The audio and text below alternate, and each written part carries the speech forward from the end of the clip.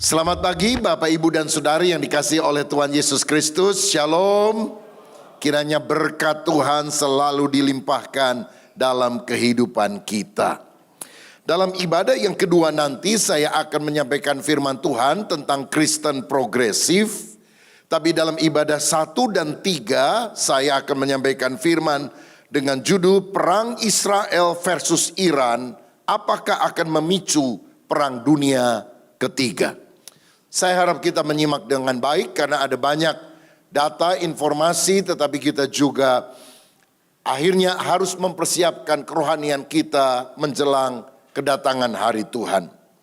Perang Israel versus Iran, apakah akan memicu perang dunia ketiga? Sebagaimana kita tahu bahwa tanggal 13 April 2024 yang lalu, Iran menyerang Israel dengan lebih kurang 300 rudal, drone, dan lain-lain. Mereka bilang itu merupakan tindakan mereka karena Israel beberapa minggu sebelumnya menembak membunuh pemimpin atau jenderal perang dari Iran yang sedang mengunjungi konsulat atau kedutaan mereka yang ada di Syria. Nah, saudara-saudara, tentu Israel tidak terima dengan serangan 300 rudal dan sebagainya, itu jumlah yang sangat besar. Sehingga tanggal 19 April 2024 yang lalu, Israel balik menyerang Iran. Pertanyaannya, apakah ini akan memicu perang dunia ketiga? Misalnya ketika Iran didukung oleh Turki, oleh Rusia, oleh China, oleh Korea Utara, sedangkan Israel didukung oleh Amerika dan sekutunya beberapa negara barat. Sebelum saya jelaskan lebih jauh, saya ingin saudara mengetahui konteks Alkitab tentang siapa Iran itu. Saudara-saudara, sebelum tahun 1935, Iran itu disebut sebagai Persia. Pergantian nama itu diupayakan dari tahun 30 tapi baru terlaksana tahun 1935. Nah, jadi kalau kita bicara tentang Persia, kita lihat beberapa catatan Alkitab tentang hal itu. Yang pertama, kita perlu belajar bahwa kekaisaran Persia didirikan oleh seorang yang bernama Kores, Cyrus Agung, pada tahun 550 sebelum Masehi. Jadi 6 abad sebelum Kristus dilahirkan. Dan dia adalah raja yang dipakai oleh Tuhan walaupun dia raja kafir, untuk memulangkan orang Israel yang pernah ditawan oleh kerajaan Babilonia dan berada selama 70 tahun. Kita ingat Nebukadnezar pernah mengalahkan Israel. Tapi kemudian Babilonia atau Irak sekarang dikalahkan oleh kerajaan Media Persia.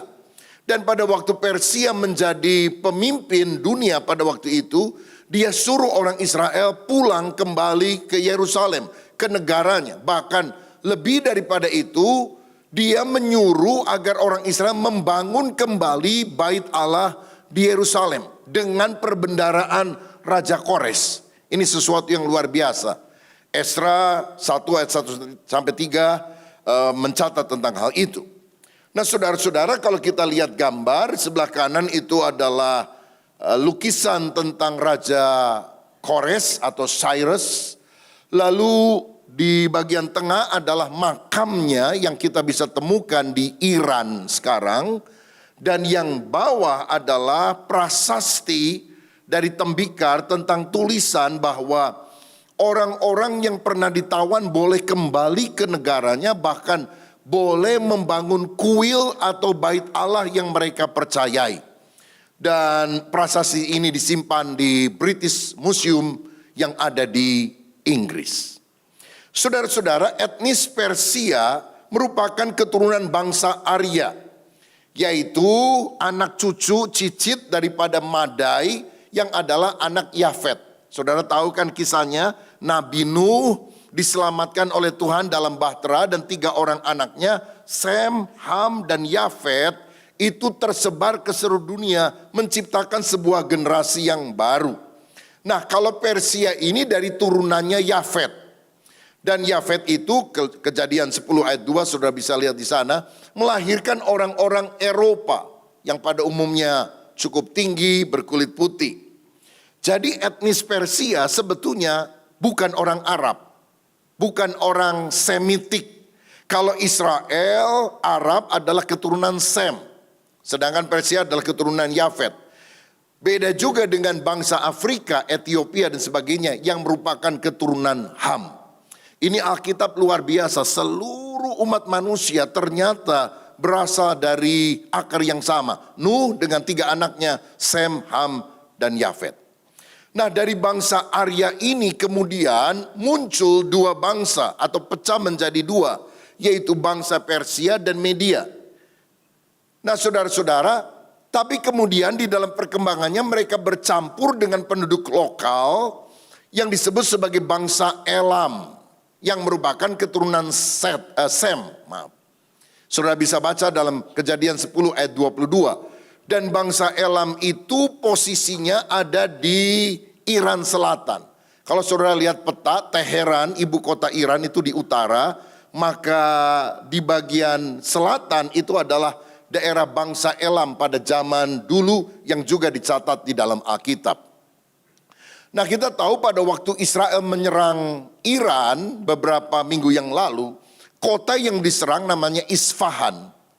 Dan ternyata Isfahan itu terletak di Iran Selatan, kota dengan arsitektur yang sangat indah, disebutkan sebagai kota yang paling cantik di seluruh Iran, banyak dikunjungi oleh turis karena dia punya budaya berabad-abad. Jadi kota di Iran yang paling banyak pelancongnya, banyak turisnya adalah Isfahan yang kemarin diserang. Kenapa? Karena kota Isfahan itu kini telah menjadi kota tempat pembuatan senjata, drone termasuk nuklir. Makanya sarang daripada persenjataan itu yang diserang balik oleh Israel. Nah, saudara-saudara, menarik sekali dalam catatan sejarah, kota Isfahan yang kemarin diserang Israel pada abad 16 pernah menjadi ibu kota Persia. Bahkan Persia sendiri kita tahu dicatat di dalam Alkitab. Yang kedua, catatan tentang Persia dalam konteks Alkitab adalah ini. Kita tahu tadi bahwa ini adalah bangsa Arya, Media Persia bercampur dengan bangsa Elam. Nah, Elam itu menurut catatan sejarah punya seorang anak namanya Susan. Dan Susan ini kemudian menjadi nama ibu kota kerajaan Elam. Saudara-saudara, sampai hari ini kota Susan atau Sus atau Susa sekarang dalam zaman modern itu memang terletak di Iran Selatan. Orang menyebutnya juga sebagai Elam. Nah, menarik sekali, Daniel, Esther, dan Nehemia ternyata pernah ada di kota Susan, di Puri Susan atau di Benteng Susan. Saya bacakan satu ayatnya saja ya, Daniel 8 ayat 1 dan 2. Pada tahun yang ketiga pemerintahan Belsasar, Raja Belsasar, nampaklah kepadaku Daniel suatu penglihatan sesudah yang nampak kepadaku dahulu. Aku melihat dalam penglihatan itu dan sementara aku melihat, aku berada di Puri Susan yang berada di wilayah apa? Elam. Saudara-saudara, dan aku melihat dalam penglihatan itu bahwa aku sedang di tepi sungai Ulai. Jadi kita melihat bahwa Puri Susan, Benteng Susan atau kota Susan itu ada di wilayah Elam. Dan sampai hari ini kota Susan itu masih ada. Dan yang menarik sekali, tolong tunjukkan gambar tadi, bahwa di kota ini ada kuburan yang diyakini sebagai makam Daniel. Daniel dalam Alkitab itu, Daniel yang masuk di Gua Singa, saudara-saudara. Nah, ini adalah tempat yang sering dikunjungi orang untuk berziarah karena diyakini Daniel dimakamkan di sini. Ini bagian dalamnya yang atas, saudara. Itu bagian dalamnya. Dan kalau kita lihat arsitekturnya itu warnanya warna Islam. Karena daerah ini selama berabad-abad berada di bawah wilayah kekuasaan Islam. Tapi saudara perlu tahu, Daniel itu agamanya Islam bukan? Daniel itu agamanya apa? Kristen? Bukan. Daniel itu agamanya Yahudi, saudara-saudara. Karena Daniel itu kan orang yang ditawan dari Yerusalem, orang Yahudi yang ditawan ke Babel, lalu kemudian dia juga menjadi Perdana Menteri lah. Bukan hanya pada kerajaan Babilonia, tapi juga pada kerajaan Media Persia pada zaman Darius dan sebagainya. Nah saudara-saudara, dan Isfahan yang tadi diserang oleh Israel ternyata merupakan kota di mana orang Yahudi paling lama tinggal di sana. Dan sampai hari ini diperkirakan ada 1.500 orang Yahudi yang tinggal di kota Isfahan. Berarti Persia itu punya sejarah yang panjang yang kadang-kadang ada irisan dengan peristiwa-peristiwa yang dicatat di dalam Alkitab. Yang ketiga, siapa lagi yang dicatat dalam Alkitab yang pernah tinggal di Persia atau Iran masa kini? Esther. Ratu Esther adalah seorang yang dicatat pernah tinggal di Puri Susan yang ada di Elam atau Persia. Dialah yang pernah menyelamatkan bangsa Yahudi dari pembantaian Haman pada masa pemerintahan Raja Ahasiweros atau Xerxes yang pertama.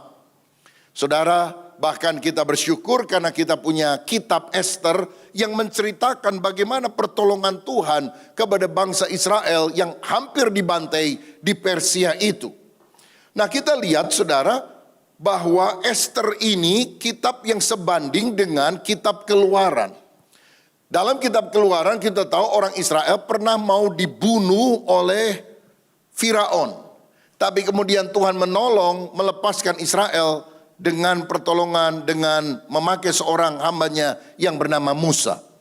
Jadi kalau Israel pernah mau dibantai di Mesir, Tuhan kirim seorang pelepas yang namanya adalah Musa, maka Esther adalah kitab yang menunjukkan orang Israel pernah mau dibantai di Persia, tapi ditolong oleh Tuhan melalui Esther. Nah saudara-saudara, yang keempat, ini juga menarik dalam perjanjian baru. Kita tahu pada waktu Yesus lahir ada orang Majus dari timur yang datang untuk berjumpa dengan bayi Yesus untuk menyembahnya. Mereka adalah ahli astronomi, farmasi, penasihat raja yang berasal dari timur. Dan dari pakaiannya, dari persembahannya, maka mereka adalah orang yang diduga berasal dari Persia. Makanya ada sebuah gereja yang pernah dibangun di Israel yang mau dihancurkan ketika Islam masuk ke Israel pada waktu itu. Nggak jadi membakar gereja tersebut karena di tembok melihat gambaran orang Majus yang pakai pakaian. Loh ini nenek moyang kita, begitu saudara. Jadi gereja itu selamat sampai sekarang. Jadi orang Majus itu adalah orang-orang Persia yang datang untuk menyembah Yesus dan memberikan persembahan berupa emas, kemenyan, dan mur. Nah berarti kalau dikatakan Iran berperang melawan Israel, kita perlu tahu bahwa ini sejarahnya panjang karena semuanya dicatat dalam Alkitab. Dan hubungan Israel dan Iran atau Persia masa lalu memang pasang surut saudara-saudara. Tapi terutama sejak tahun 1979 ketika negara kekaisaran Reza Pahlavi dulu nama pemimpinnya itu digulingkan oleh sebuah faksi Islam yang model keras dan pemimpinnya adalah Ayatullah Khomeini almarhum. Maka sejak itu Iran memusuhi Israel dan mereka berusaha melenyapkan Israel dari atas muka bumi ini. Itu gambaran yang kita perlu tahu tentang perang Iran dan perang Israel. Nah saudara-saudara, sebetulnya kalau kita melihat di dalam Matius 24 ayat yang ke-6 dan 7, peperangan itu merupakan tanda akhir zaman. Dikatakan demikian, kamu akan mendengar deru perang atau kabar-kabar tentang perang. Namun berawas-awaslah jangan kamu gelisah sebab semuanya harus terjadi, tetapi itu belum kesudahannya. Sebab bangsa akan bangkit melawan bangsa dan kerajaan melawan kerajaan. Akan ada kelaparan dan gempa bumi di berbagai tempat. Siapa yang tadi malam 11:30 rasa ada gempa bumi? Cukup keras ya, 6,5 skala Richter. Dan cukup lama, aduh saya udah tidur sebetulnya, istri saya teriak. Waduh jadi bangun, mulai goyang-goyang. Dan walaupun kita tidak menyukai hal itu, kita berharap Tuhan menjauhkan kita dari gempa bumi. Alkitab sudah menubuatkan, nggak tunggu persetujuan kita. Bukan soal kita mau atau tidak mau, suka atau tidak suka. Kelaparan akan terjadi di akhir zaman. Gempa bumi akan makin sering. Dan peperangan antara bangsa melawan bangsa itu akan terjadi. Nah, tetapi saudara perlu tahu bahwa pada akhir zaman akan ada dua perang besar yang merupakan perang dunia ketiga. Itu istilah yang digunakan pada masa kini. Perang yang pertama adalah perang Gog-Magog. Israel akan diserang oleh bangsa dari utara menurut Yesaya 38-39. Sehingga utara berkolaborasi dengan kerajaan selatan, Afrika dan sebagainya, akan menjepit Israel. Kalau saudara perhatikan, lokasi Iran sekarang, kalau ditarik gitu ya, garisnya, itu sampai ke Israel mesti lewat udaranya Yordania. Karena waktu mereka tembakan misilnya, misil-misil yang ada, itu kan lewat jalur udara Irak, jalur udara Yordania. Itu sebabnya nanti kita akan lihat kenapa Yordania kemarin waktu ada rudalnya Iran ditembak di Yordania sehingga jatuh, nggak sampai ke Israel. Dan orang pikir, loh ini kan bagian dari negara Arab, kok malah Yordania nembakin rudalnya Iran? Karena kalau ditarik garis lurus itu masuknya ke wilayah udara Yordania. Jadi nanti belum sekarang, bukan perang Iran dan Israel sekarang, tapi nextnya adalah perang Gog-Magog di mana Israel akan diserbu bangsa dari utara yang kolaborasi dengan selatan. Nanti siapa saja yang terlibat di dalamnya saya jelaskan. Dan yang kedua adalah perang Harmagedon yang dicatat dalam Wahyu pasal yang ke-16. Dikatakan juga dalam Wahyu pasal 9 ada 200 juta pasukan dari timur akan menyerbu Israel. Jadi barat dan timur akan perang. Kalau dari timur pasti China ikut, saudara. Karena 200 juta pasukan mana mungkin dikirim oleh negara lain kalau China nggak ikut. Ada China, mungkin Korea Utara dan sebagainya. Jadi kalau istilah Alkitab bukan perang dunia ketiga. Istilah Alkitab dua perang besar, utara selatan, barat timur. Itu namanya yang pertama Gog-Magog, yang kedua adalah Harmagedon. Tapi itu adalah perang dunia ketiga. Begini saudara, kita kalau meneliti Alkitab kita harus bersyukur kepada Tuhan. Karena Alkitab itu buku yang luar biasa. Bisa memberikan penjelasan akan peristiwa-peristiwa yang bukan hanya sudah terjadi, tapi akan terjadi di depan kita. Jadi kita akan tahu nih, semua prediksi manusia akan dipatahkan oleh kebenaran firman. Karena kebenaran firman adalah ya dan amin. Next slide. Sekarang kita baca Yesaya 38 ayat 1-6. Saya mau jelaskan soal perang Gog dan Magog. Dikatakan demikian Yesaya 38 ayat 1-6. Datanglah firman Tuhan kepadaku, hai anak manusia, tujukanlah mukamu kepada Gog di tanah Magog, yaitu Raja Agung negeri Mesek dan Tubal, dan bernubuatlah melawan dia. Kata Raja Agung berasal dari kata Ibrani Ros. Dan dari kata itu muncul istilah Rus yang merujuk pada Rusia. Dan dikatakan mereka adalah kelompok yang datang dari utara sekali. Ayat 3. Dan katakanlah beginilah firman Allah, lihatlah aku akan menjadi lawanmu, hai Gog Raja Agung negeri Mesek dan Tubal. Aku akan menarik engkau dengan mengenakan kelikir pada rahangmu dan membawa engkau keluar beserta seluruh tentaramu, yaitu pasukan berkuda, semua berpakaian lengkap, suatu kumpulan orang banyak dengan perisai besar dan kecil, dan semuanya berpedang di tangannya. Jadi seperti Tuhan membawa satu pengait saudara pada rahang Gog dan Magog ini supaya dia masuk di dalam peperangan pada akhir zaman. Ayat yang kelima. Orang Persia, Iran, Ethiopia, Afrika, dan Put menyertai mereka dan semuanya dengan perisai dan ketopong. Orang Gomer dengan seluruh bala tentaranya, Bet Togarma dari utara sekali dengan seluruh bala tentaranya, banyak bangsa menyertai engkau. Kalau saudara lihat peta Israel, di atasnya bagian utara Turki. Di atasnya lagi ditarik garis lurus itu Rusia atau Uni Soviet dengan negara-negara yang sekarang jadi Uzbekistan, Kazakhstan dan sebagainya. Jadi dari ayat ini kita bisa menangkap beberapa informasi dari Alkitab. Gog adalah raja agung dari Rusia. Dia berasal dari tempat yang utara sekali. Lalu Magog, Mesek dan Tubal itu nama bekas negara-negara di bawah Uni Soviet. Misalnya Kazakhstan, Uzbekistan, Azerbaijan dan sebagainya. Lalu Persia adalah Iran, Gomer adalah Eropa Timur, Bet Togarma adalah Turki, Put adalah Libya, Kus adalah Ethiopia. Jadi negara-negara ini akan berperang bersama-sama bersama Israel. Makanya mengapa disebut bagian negara utara dan selatan. Karena Ethiopia, Kus kalau sudah lihat itu ada di bagian selatan daripada Israel. Sedangkan Turki, Rusia ada di bagian utara daripada Israel.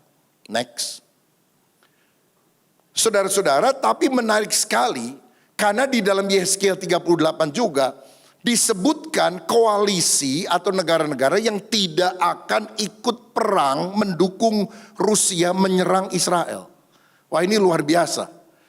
Saya bacakan ayat yang ke-13. Negeri Sheba dan Dedan beserta pembeli-pembeli barangnya, negeri Tarsis beserta pedagang-pedagangnya akan berkata kepadamu, apakah engkau datang untuk merampas dan mengumpulkan sekutumu untuk menjarah, untuk mengangkut perak dan emas, untuk melarikan ternak dan harta benda, dan untuk melakukan perampasan yang hebat sekali. Jadi disebutkan ada negara-negara yang enggak setuju penyerangan kepada Israel, seperti mau merampas harta yang berharga dari negara-negara itu. Disebutkan namanya Sheba, Dedan, dan Tarsis.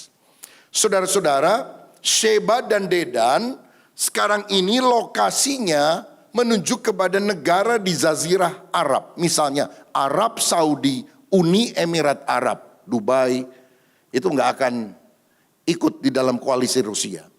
Jadi walaupun kita berpikir orang Arab semuanya itu anti Israel dan akan pro dengan Iran dan sekutunya, ternyata tidak. Kenapa? Jawabannya, karena Alkitab menunjukkan itu di dalam firman. Luar biasa kalau Alkitab itu buatan manusia. Gimana bisa tahu memprediksi sesuatu yang bahkan belum terjadi pada masa hidup kita loh saudara. Sheba dan Dedan menunjukkan negara Jazirah Arab. Seperti Arab, Saudi, Uni Emirat Arab dan sebagainya. Dan indikasi bahwa negara Jazirah Arab ini tidak mendukung Iran terlihat pada waktu perang kemarin. Merekalah yang memberikan informasi tentang penyerangan itu. Hati-hati loh, Iran mau nyerang kamu. Mereka bocorkan melalui intel-intelnya tentang rencana penyerangan tersebut. Sehingga waktu diserang 99% itu bisa ditangkis dengan Iron Dome, David Sling, itu persenjataan daripada Israel. Kalau diserbu mendadak nggak ada beritanya, itu bisa parah sekali saudara. Tapi mereka rupanya sudah dapat informasi jadi bisa menangkis serangan itu. Lalu daerah ketiga disebut Tarsis. Ini tampaknya merujuk pada Inggris atau kerajaan atau negara-negara di Eropa yang juga merupakan sekutu daripada Amerika. Dan ini terkait dengan Amerika yang sebetulnya begini, Amerika sudah tidak mau bantu Israel secara keuangan dan sebagainya. Karena Israel terus memenangi Hamas yang ada di Rafah. Tapi gara-gara diserang oleh Iran kemarin, Israel jadinya kembali lagi menolong Israel. Jadi nggak tahu ya, mungkin kalkulasinya gimana. Ini menguntungkan Israel sebetulnya serangan Iran kemarin tersebut. Karena kemudian Amerika berkata kami akan kembali mensupport Israel. Dan yang saya baca dalam berita, kedua-duanya juga sebetulnya perangnya setengah hati, saudara. Tiga-tiganya perang setengah hati. Karena apa? Perang itu membutuhkan biaya besar.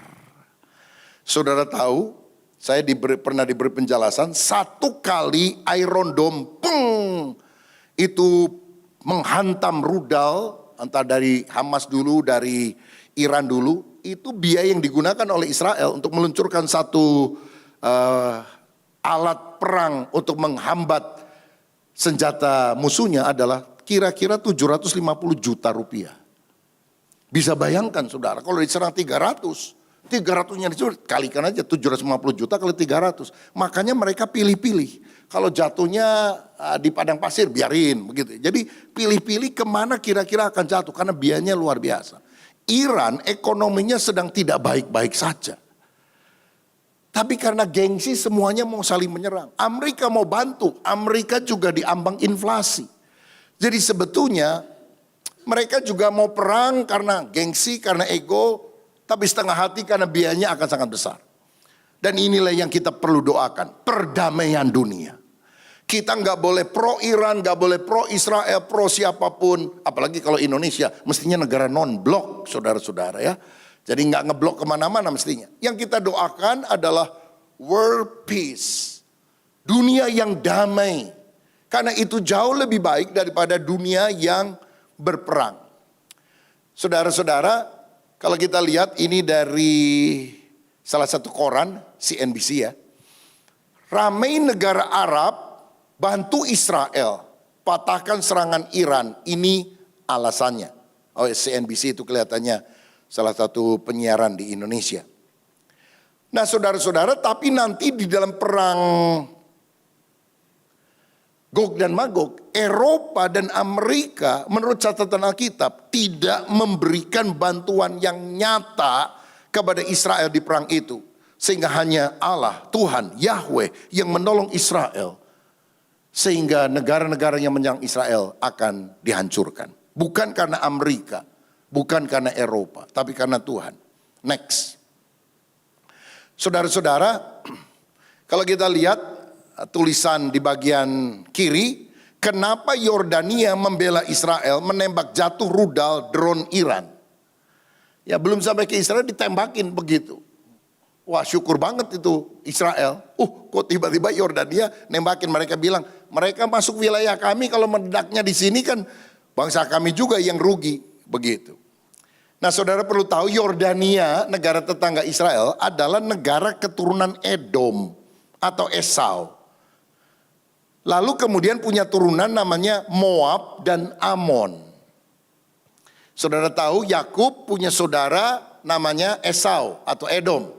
Kemudian Moab dan Amon itu anaknya siapa? Lut. Itu pernah dibuat mabuk oleh dua orang putrinya. Lalu putrinya bersetubuh dengan papanya. Sampai akhirnya punya anak Moab dan Amon. Jadi Moab dan Amon itu anaknya Lut sekaligus cucunya Lut, saudara. Ya. Bisa panggil papa, bisa panggil engkong begitu. Jadi Yordania adalah negara yang dulu didiami oleh bangsa Edom, Esau, Moab dan Amon. Menarik sekali dalam Mazmur 60 ayat 10, Daud pernah memberikan nubuatan masa depan yang berkata bahwa Moab adalah tempat pembasuhanku, kata Tuhan. Kepada Edom aku melemparkan kasutku. Saudara tahu biasanya orang Yahudi kalau mau masuk sebuah rumah akan ada bejana yang berisi air lalu dicurahkan kepada kaki orang yang mau masuk rumah. Dan itu dilakukan oleh seorang budak, saudara. Jadi ini adalah bantuan dari seorang hamba kepada tuannya atau dia melakukan pelayanan. Jadi ketika dikatakan bahwa Moab dan Edom, Yordania itu akan melayani atau menolong umat Tuhan pada akhir zaman. Dalam Wahyu 12 ayat yang ke-14 ada ayat lain yang saya pikir penting untuk kita baca. Dikatakan demikian, kepada perempuan itu diberikan kedua sayap dari burung nasar yang besar, supaya ia terbang ke tempatnya di padang gurun, di mana ia dipelihara jauh dari tempat ular itu selama 1 masa dan 2 masa dan setengah masa. Ini bicara tentang antikris yang akan muncul, lalu memberikan penganiayaan besar kepada orang-orang Israel yang digambarkan seperti perempuan itu di dalam Wahyu 12. dan jangka waktunya adalah 3,5 tahun. Tetapi perempuan itu akan diberikan 2 sayap dari burung nasar dan dia akan terbang ke tempatnya di padang gurun, di mana dia akan dipelihara 3,5 tahun. Jadi begini, waktu antikris memerintah dan kemudian berusaha menghancurkan Israel, Tuhan akan melarikan orang Israel ke padang gurun. Ini tentu padang gurun di luar Israel. Di Israel ada padang gurun, tapi ada negara lain yang punya padang gurun dan akan menyelamatkan mereka. Dan mereka akan terbang dengan kedua sayap burung nasar. Ini mungkin pesawat terbang ya zaman sekarang. Kalau dulu kan waktu Yohanes melihat penglihatan itu belum ada pesawat terbang. Dilarikan ke sana. Banyak penafsir menyebutkan kemungkinan besar tempat itu adalah Petra yang ada di Yordania. Beberapa bapak ibu yang pulang dari ziarah ke Holy Land termasuk ke Petra beruntung karena Petra dan juga tempat lain di Yordania tampaknya akan menjadi tempat pelarian bagi orang Yahudi ketika perang Gog Magog itu, perang dengan antikris itu terjadi. Saya mau bacakan Daniel 11 ayat 40 dan 41, ini tampaknya lebih jelas. Tetapi pada akhir zaman Raja Negeri Selatan akan berperang dengan dia dan Raja Negeri Utara akan menyerbunya dengan kereta dan orang-orang berkuda dan banyak kapal. Dia akan memasuki negeri-negeri dan menggenangi dan meliputi semuanya seperti air bah. Juga tanah permai, yaitu Israel, akan dimasukinya. Dan banyak orang akan jatuh. Tetapi dari tangannya akan terluput tanah apa? Edom, tanah apa lagi? Moab, dan bagian penting dari Bani Amon. Edom, Moab, Amon itu Yordania. Nah saudara-saudara, ayat ini menurut para penafsir sudah terjadi ketika Antiochus Epiphanes dari Yunani itu mengalahkan Persia. Tetapi di dalam Alkitab ada yang disebut sebagai the law of double reference. Tafsiran ganda bahwa yang pernah terjadi dalam sejarah bisa terjadi lagi dalam skala yang lebih luas di akhir zaman. Karena Alkitab berkata pada akhir zaman peristiwa ini akan terjadi. Kapan? Ketika si antikris memerintah, pada waktu itulah dia akan menguasai Israel, tanah permai, tapi Yordania akan lepas. Makanya mengapa Yordania itu diyakini menjadi tempat pelarian dari orang-orang Yahudi ketika antikris memerintah. Dan hari-hari ini kita lihat, Yordania kok malah nembaki rudal-rudal dari Iran. Karena kelihatannya hubungan dengan Israel agak membaik, saudara. Dan mereka bisa menjadi tempat pelarian bagi orang Yahudi pada zaman antikris. Dengar khotbah gini agak jarang, saudara ya. Jadi perlu gunakan akal budi juga. Tapi supaya kita tahu peta akhir zamannya gimana. Karena nggak akan sering saudara dengar khotbah seperti ini. Ini khotbah penjelasan, penggalian dari firman. Tapi kita sebagai anak Tuhan perlu tahu. Karena artinya semua ada dalam pengetahuan Tuhan. Tuhan ngerti segala sesuatu. Nggak usah takut. Karena Tuhan yang memegang pemerintahan atas bangsa-bangsa, atas dunia. Selanjutnya ketika Rusia dan sekutunya menyerang Israel, apa yang terjadi? Kalau saudara lihat gambar yang bawah, itu adalah Israel yang diserbu oleh Rusia, Magog, Iran, Persia, Ethiopia, Kus, Libya, Put, Turki adalah Gomer, Bet-Togarma. Dan ketika mereka dijepit, saya baca dari tribun.com ini ya, Rusia bantu Iran, Israel akan runtuh. Karena semua orang berpikir kalau Rusia bermain, habis deh Israel. Ini juga sama dari tribun.com, China dan Rusia bantu Iran, Israel membara. Artinya terbakar habis. Dan memang secara logika akan seperti itu. Tapi saya mau bilang, saya lebih percaya Alkitab daripada kantor berita apapun.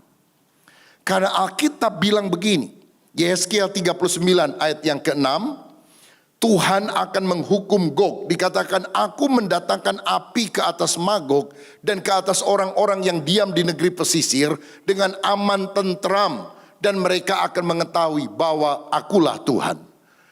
Seperti Goliat yang besar dikalahkan oleh Daud, ini dalam skala yang lebih besar akan terjadi pada akhir zaman. Gak mungkin Israel kecil tuh bisa menang, apalagi kalau Rusia dan sekutunya menyerang. Tapi Alkitab bilang Tuhan akan memberikan pertolongan. Ayat 11 dan ayat 12 dari Yesaya 39. Maka pada hari itu aku akan memberikan kepada Gog suatu tempat di mana ia akan dikubur di Israel, yaitu lembah penyeberangan di sebelah timur dan laut dari laut, dan kubur itu akan menghalangi orang-orang yang menyeberang. Di sana Gog akan dikubur dengan semua khalayak ramai, yaitu negara-negara asosiasi mereka yang mengikutinya, dan tempat itu akan disebut lembah halayak ramai Gog. Kaum Israel akan mengubur mereka selama 7 bulan dengan maksud mentahirkan tanah itu. Jadi Tuhan akan menghukum Gog, mayat mereka akan dikubur 7 bulan. Lalu ayat yang ke-9, dan yang diam di kota-kota Israel akan keluar dan menyalakan api serta membakar semua perlengkapan senjata Gog, yaitu perisai kecil dan besar, busur dan panah, tongkat dan pemukul dan tombak, dan mereka membakarnya selama 7 tahun. Orang akan dikuburkan 7 bulan karena begitu banyak nyawa bergelimpangan, dan senjata akan dibakar selama 7 tahun. Dari sini kita tahu bahwa Israel secara manusiawi nggak mungkin bisa menang kalau Rusia, China dan sebagainya membantu. Tapi kalau Allah dari sorga turun, nggak ada manusia yang bisa mengalahkannya. Nah saudara-saudara, Israel akan menang bukan karena Amerika dan lain-lain. Karena kalau kita lihat Yesaya 38-39, tampaknya tidak ada peranan bantuan dari Eropa dan Amerika pada waktu itu. Tapi Tuhan sendiri yang akan menolong. Dan pada waktu itulah akan terjadi pertobatan 144.000 orang Israel yang dicatat dalam Wahyu pasal 7. 12 suku Israel masing-masing 12.000 orang, jumlahnya 144.000. Ada yang menafsirkan secara hurufiah, memang akan ada 144.000 orang benar-benar dari Israel yang akan selamat. Tapi saya menafsirkannya secara simbolis. Karena 12 kali 12.000 itu menunjukkan orang yang telah ditetapkan oleh Allah untuk selamat dari orang Yahudi, itu akan menerima Yesus pada saat mereka digempur habis-habisan. Dan mereka tahu tidak ada yang bisa menyelamatkan. Dan mereka berseru kepada Mesias. Dan pada saat itu mereka akan bertobat. Ini bangsa Israel sampai sekarang, Kristennya itu kecil sekali, saudara. Kebanyakan mereka agamanya Yahudi. Lebih banyak orang Islam di Israel daripada orang Kristen di Israel. Ini catat ini. Jadi jangan kita pikir kalau kita ngomong soal Israel itu Kristen. Enggak, saudara. Ini enggak ada urusannya antara Kristen, Islam atau apa yang lain. Ini peperangan negara-negara. Masalah politis yang terjadi. Tapi karena bangsa yang keras kepala ini terus melawan kehendak Allah, dihajar habis-habisan oleh Allah. Dan pada waktu itu mereka berseru dan 144.000 orang Yahudi akan diselamatkan. Lalu mereka memberitakan Injil. Sehingga pada masa sulit ini tetap akan ada penuaian jiwa yang luar biasa di sana. Nah itu perang bagian pertama, yaitu Gog Magog. Perang kedua adalah perang Harmagedon. Nah ini lebih besar lagi, saudara. Ini perang dunia ketiga itu menurut Alkitab dua hal tadi ya. Gog Magog, Harmagedon. Dalam Wahyu 16 ayat 12 dan 16 dikatakan, dan malaikat yang ke-6 menumpahkan cawannya ke atas sungai yang besar, sungai Efrat, lalu keringlah airnya, supaya siaplah jalan bagi raja-raja yang datang dari sebelah timur. Kalau tadi utara selatan, sekarang yang datang timur. Lalu ia mengumpulkan mereka di tempat yang dalam bahasa Ibrani disebut Harmagedon. Kalau sudah lihat gambarnya, kalau kita naik ke Gunung Karmel, maka kita bisa lihat satu dataran yang luas. Dan ini adalah lembah Yizreel atau Harmagedon yang akan menjadi tempat daripada perang dunia ketiga yang terakhir terjadi. Dan ini akan diawali oleh pemerintahan antikris selama 7 tahun. Daniel 9 ayat 27. Israel akan diserang bangsa dari timur, jumlahnya 200 juta. Menurut Wahyu 9 ayat 15 dan 16. Yaitu saya bilang tadi, China, Korea Utara dan lain pasti ikut serta. Jadi kalau perang yang pertama tadi, utara selatan, perang kedua Harmagedon, barat dan timur akan perang. Israel akan terjepit di tengah. Tetapi perang Harmagedon ini akan berakhir ketika Tuhan Yesus datang kembali. Wahyu pasal 19. Dan antikris akan dilemparkan pada waktu itu ke neraka. Jadi kedatangan Tuhan itu nggak akan lama lagi nih. Kalau kita lihat eskalasi politik yang meningkat, Iran nanti dibantu Rusia, ini belum Gog Magog, saudara. Kita berdoa mudah-mudahan masih lama ya. Apalagi yang belum kawin kan, Tuhan jangan datang dulu lah begitu ya. Tapi Tuhan nggak ada urusan saudara kawin atau tidak. Tapi kita berdoa supaya masih ada masa keamanan untuk dunia ini. Nah saudara-saudara, kalau Yesus datang pada saat pemerintahan antikris, pada saat akhir perang Harmagedon, maka dia akan mendirikan kerajaan 1000 tahun damai di bumi. Sakaria 14 ayat 4 berkata dia akan mendarat di Bukit Zaitun yang ada di Yerusalem. Dan dia akan menggenapi kepada Abraham tentang tanah perjanjian. Karena dalam Kejadian 15 ayat 18, Tuhan pernah bilang kepada Abraham, bapa leluhur Israel, teritori wilayahmu itu dari sungai Mesir, sungai Nil, sampai ke sungai Efrat. Jadi luasnya itu mestinya dari Mesir sampai ke Iran, saudara. Jadi Mesir, Lebanon, Irak, Iran itu akan menjadi wilayah yang dikuasai oleh Israel. Itu belum pernah terjadi. Bahkan ketika Daud menjadi raja itu belum pernah terjadi. Kapan ini akan terjadi? Karena Tuhan sudah janji pasti dia akan menepati. Masa Yesus datang mendirikan kerajaan 1000 tahun di bumi dengan ibu kotanya Yerusalem yang ada di Palestina. Dia juga pernah berjanji kepada Daud, dari keturunan Daud akan ada seorang raja yang kekal, yang tahtanya kokoh selama-lamanya. 2 Samuel 7 ayat 16. Dan jelas itu bukan Salomo atau anaknya Salomo karena semua mati. Tapi siapa anak Daud, keturunan Daud yang akan memerintah dalam kerajaan kekal, itu adalah Yesus, Sang Mesias. Jadi dia akan datang ke dunia mendirikan kerajaan 1000 tahun damai di bumi ini dengan ibu kotanya Yerusalem. Pada masa itu setan akan diikat 1000 tahun lamanya dalam jurang maut. Wahyu 20 ayat 2. Lalu Sakaria 14 ayat 9 berkata, Tuhan akan menjadi raja atas seluruh bumi. Pada hari itu Tuhan adalah satu-satunya dan namanya hanya satu. Jadi Tuhan akan memerintah di dunia.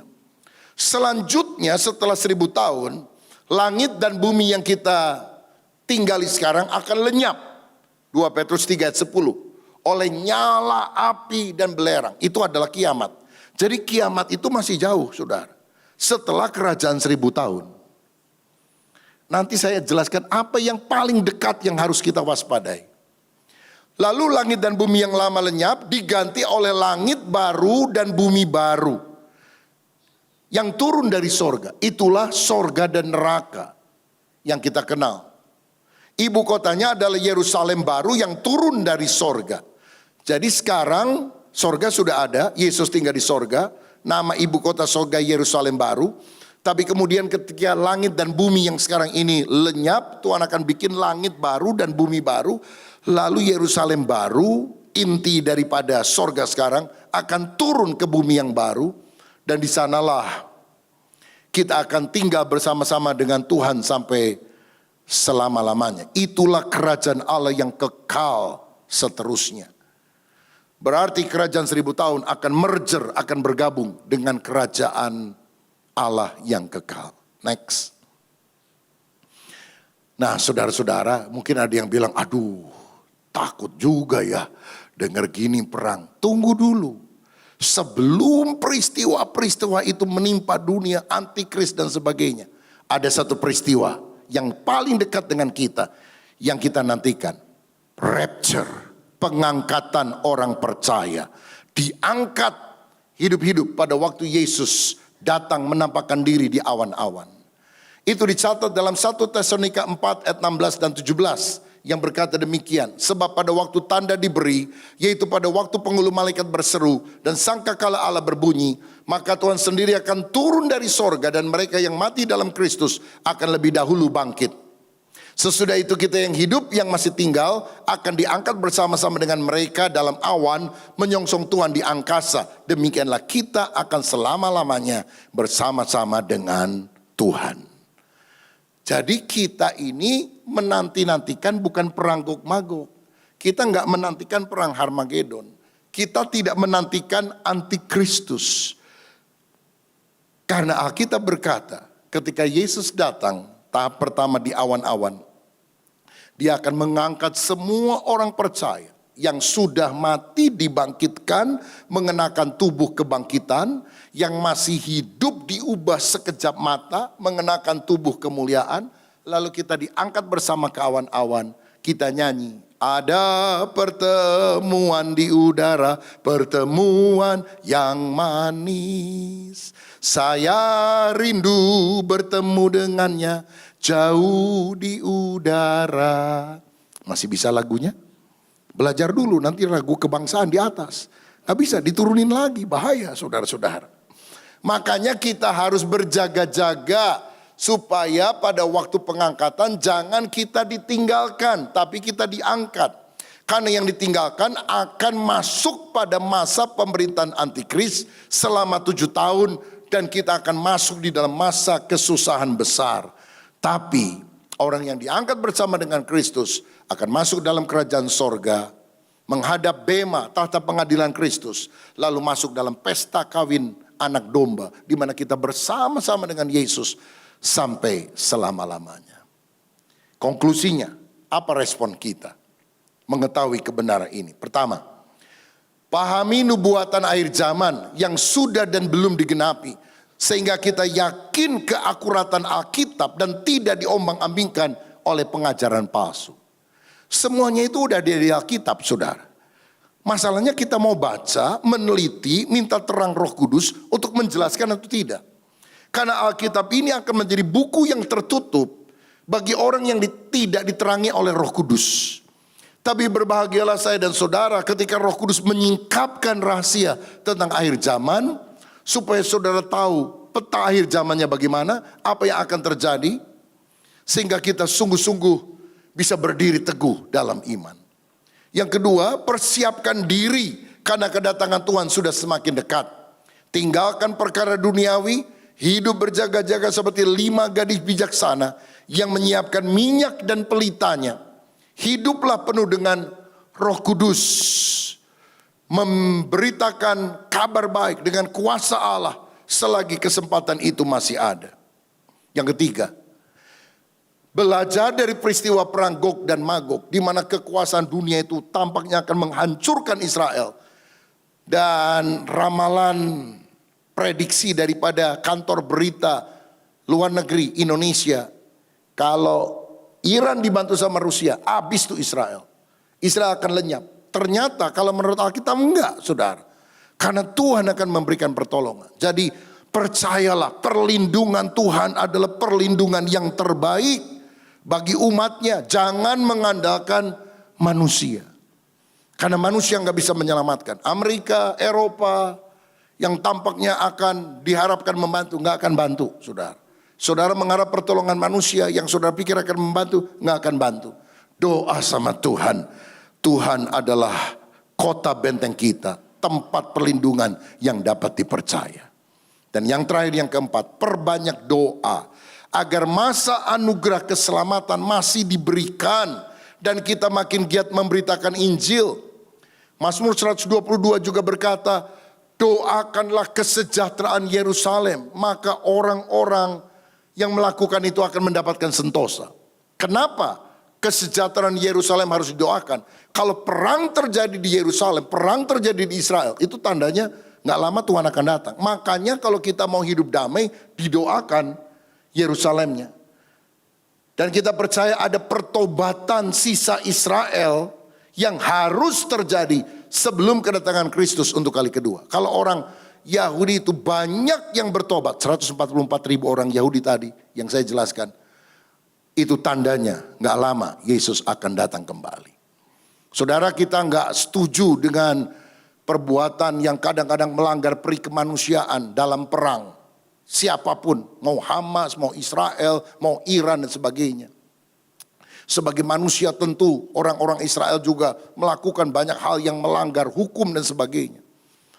Tapi ingat, Tuhan pernah janji kepada Abraham, Israel akan menjadi umat pilihanku Dan Abraham mendapatkan janji ini. Barang siapa memberkati engkau, akan aku berkati. Barang siapa mengutuk engkau, itu akan dikutuk. Saudara perhatikan, orang-orang yang mengutuk Israel akan mengalami hal-hal yang tidak baik. Tapi orang-orang yang mendoakan, memberkati, supaya mereka bertobat, supaya mereka jalan lurus, jalan benar, percaya kepada Yesus. Kita doakan Yerusalem sejahtera, supaya kalau damai itu dialami di Yerusalem, perang dunia ketiga itu masih belum berlangsung. Begitu loh saudara. Jadi bukan dukungan politis dan sebagainya, tidak. Tapi karena kita orang beriman yang melihat apa yang dijanjikan oleh Alkitab. Berdoa supaya berkat Abraham mengalir kepada kita, orang-orang yang percaya. Dan dengan demikian nama Tuhan akan dipermuliakan. Ini doa saya. Tuhan menyingkapkan kepada kita rahasia akhir zaman. Terutama dalam perang Iran dan Israel. Dan apa yang akan terjadi. Supaya kita siap sedia di akhir zaman. Tuhan Yesus memberkati kita semuanya. Amin. Mari kita berdiri.